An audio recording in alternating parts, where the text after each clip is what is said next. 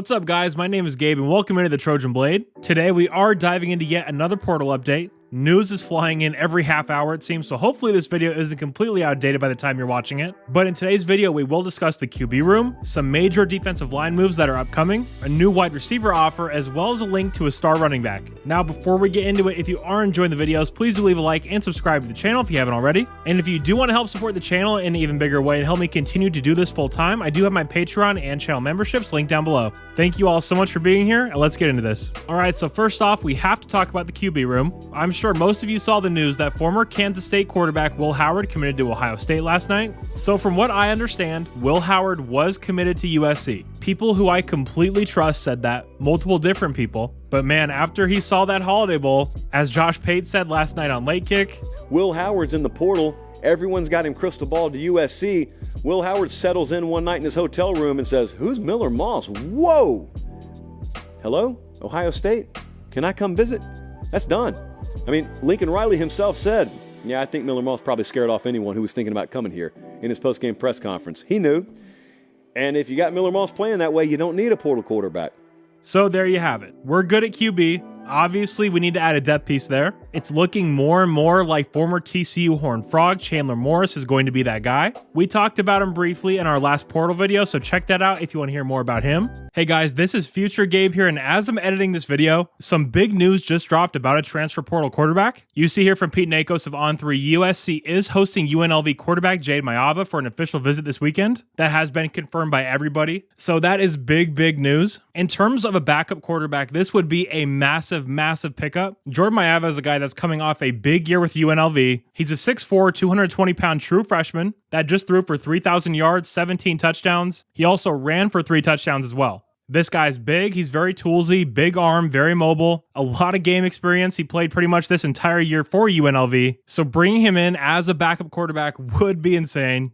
Think back to the Holiday Bowl when we saw Jake Jensen come in for that 3rd and short. I think if we land Jaden, I think you'll be seeing that from him as well. He'll come in and run a read option or an RPO, something where he can use his athleticism. And man, he's got a big arm. He's just a great runner of the football in general. And again, as I've said, for a backup quarterback, the most important thing is that he has playing experience at the FBS level. And he obviously has that and then some compared to most guys. He's so young, still so much room to grow. Thinking about getting him into this Lincoln Riley system, letting him sit behind a guy like Miller Moss. And God forbid if something were to happen to Miller, you have a very capable backup that could come in and run the show and probably play very well. So again, he will be on campus this weekend. This would be a huge get if we could close the deal here. So very exciting there. Now let's get back to the video. But yeah, you guys know I'm a huge Will Howard fan. That hasn't changed. But after seeing Miller Moss in the Holiday Bowl, there's no one else I'd want to see as the SC quarterback in 2024. So I wish Will the best, but as always, we move on. All right, SC does have a few visitors lined up either for this weekend or next week. First up, we have former North Dakota State defensive lineman Javier Darrett, who will be visiting this weekend. 6'2", 280 pounds, 5th-year junior that's played a lot of ball. This is a run defender through and through. He's going to clog up lanes. He's going to take on double teams. He's going to be a menace up front, and he's going to probably play inside if he were to come to SC.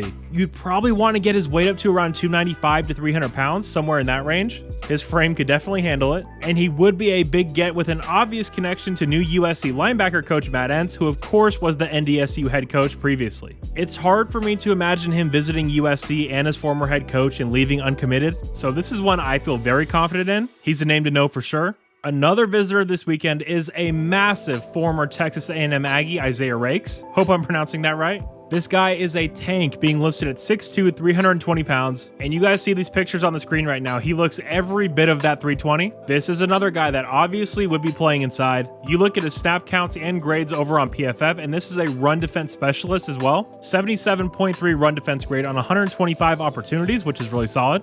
We all know it. At SC currently, we need big bodies on the defensive line in the worst of ways. Javier and Isaiah would be huge gets, both in the literal sense and when you go and chart the needs for this roster. That is undoubtedly the #1 need for us. I like that they're both visiting at the same time as well. Aside from Bear, the interior D-line group is going to be so different this year. Coming in with a guy that you're probably going to be playing with can only help. We also have a visitor on the offensive side of the ball to discuss. Later next week, former Oregon State Beavers wideout Silas Bolden will be on campus. This is a guy that SC offered pretty quickly after he put his name into the portal. This is also a guy that is exactly what I've been wanting SC to add. Someone who's smaller, twitchy, great in space, and can be used in a bunch of different roles. While at Oregon State, he scored 9 receiving touchdowns, 4 rushing touchdowns, also scored on a punt return while also amassing over 1,000 kick return yards. This is a guy that can take jet sweeps, he's great in the screen game, and of course, Lincoln Riley's mind will find creative ways to use a talent like this. And after watching those bowl games, one thing is clear: the Big Ten does not cope well with quick twitch guys that have speed. We already have size in this receiving core.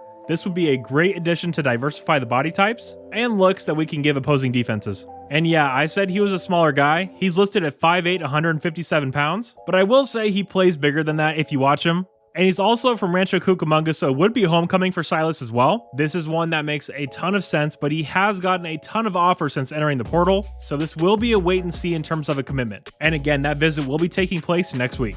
Last up for today, we have to discuss the semi-surprising portal entry of star Ole Miss running back Quinshon Judkins. I'll keep this brief as I feel like there's not much that needs to be said here, but as talented a player as he is, as elite as the production has been, 2 things here. One being that all the noise coming out of Oxford is that the locker room is happy he's leaving. You have Jackson Dart posting stuff, Kiff is over there subtweeting as well. So big red flag there. And the second thing being that we are not at all in a position to be dropping big bags to running backs. That position does not move the needle for us like defensive linemen or quarterbacks or offensive linemen. We have so many holes to plug up. I think Woody Marks, Quentin Joyner, and Marion Peterson and B-Jack coming in next year are plenty good. I'm actually a big fan of that room as it's currently constructed, so don't think we need to even take another running back, to be honest. So pass for me, and it really seems like we won't be involved here, which I'm very happy with. Lincoln's really trying to build this team the right way, culture first, and you buy a guy like that kind of goes against what we're trying to build, I feel like. So in other words, he has Oregon written all over him. I'm sure he'd fit into that locker room seamlessly. And guys, that will do it for today's portal update. If you did happen to enjoy it, please do leave a like and subscribe to the channel if you haven't already.